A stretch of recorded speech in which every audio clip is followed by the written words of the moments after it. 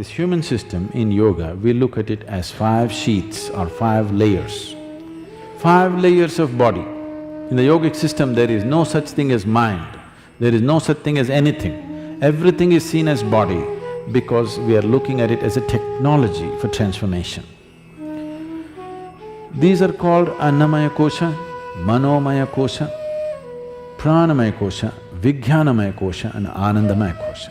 Anna means the food that you've eaten.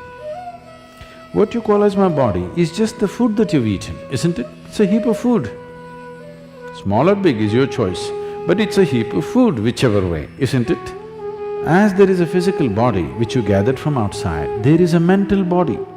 When we say mind, it is not here or there. Every cell in the body has its own intelligence. Every cell in the body has its own memory, isn't it?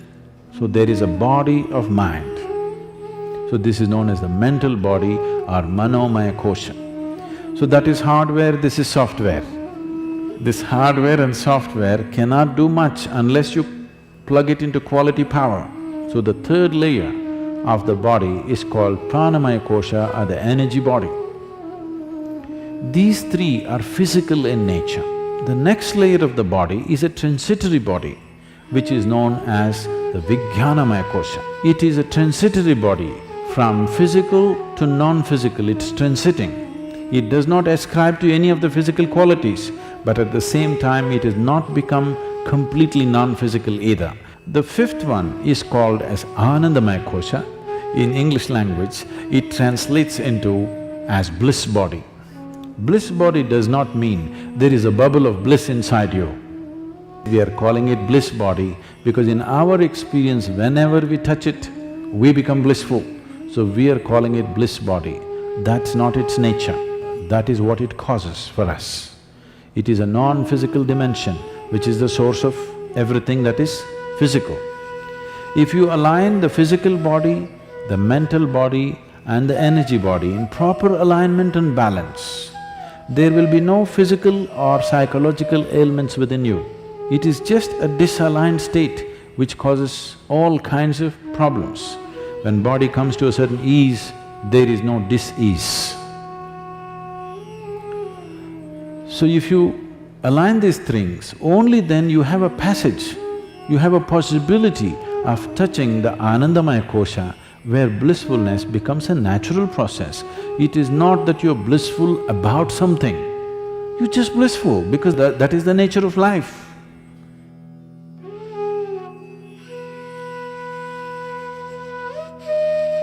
To create health for yourself, there are 3 fundamentals that you need to take care of: food, activity and rest. When it comes to food, one of the most important things that you must be conscious of is, on a certain day when you eat a certain type of food, whatever you eat, you must consciously notice how quickly does it digest and become a part of yourself. Any food that you eat, if it lasts over 3 hours, that means you've eaten bad food and that is something to be either avoided or reduced in quantity. If food moves out of your stomach bag within 3 hours, this means you're eating something that your system can handle efficiently. It may not be the best food, but your system is able to handle it. And between one meal and the next meal, if you create a clear gap of 5 to 6 hours, and in between if there is no other ingestion, you will see the cleansing process in the system on the cellular level, cleansing will happen. This cleansing on the cellular level is most important and significant for a healthful life. So between meals there must be at least 5 to 6 hours of space. If you're over 30 years of age, 2 meals a day, 2 good meals a day will suffice.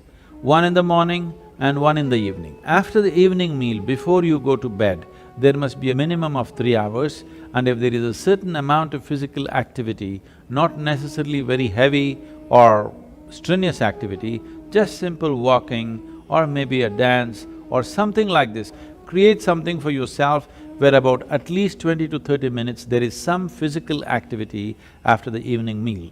If you do this, largely your system will be healthy. If one goes to bed with food still inside the stomach bag, a certain level of inertia is generated in the system.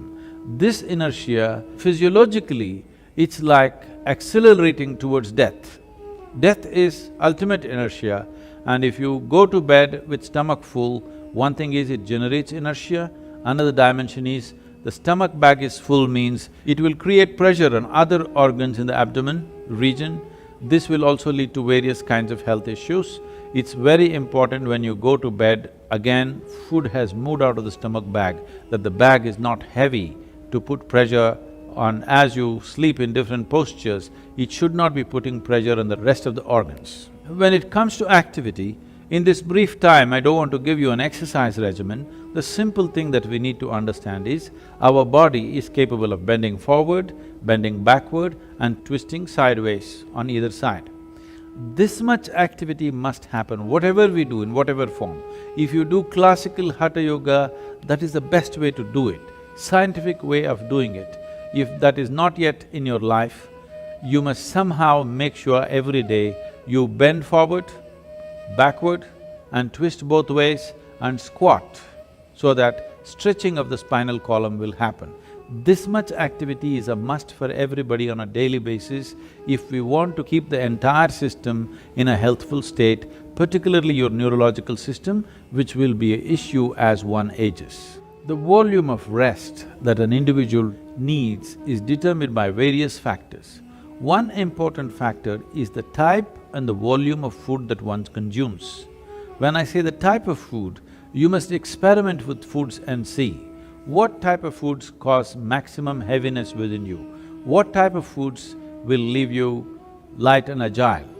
If you make sure at least 40% of your diet is fresh vegetables and fruits, you will see the lightness in the body will come, because what the body needs is restfulness, not necessarily sleep. Most people understand that sleep is the only way to rest. No. As you sit and stand, you can either be restful or in a state of agitation or in a state of inertia. If you are in a lively state of restfulness, moment to moment in your life, the volume of sleep you actually require will come down. The lubricating fluids in your joints tend to settle down and are not in circulation. So when you wake up, body is demanding, you first lubricate your joints. Directional movement is a simple way of doing this.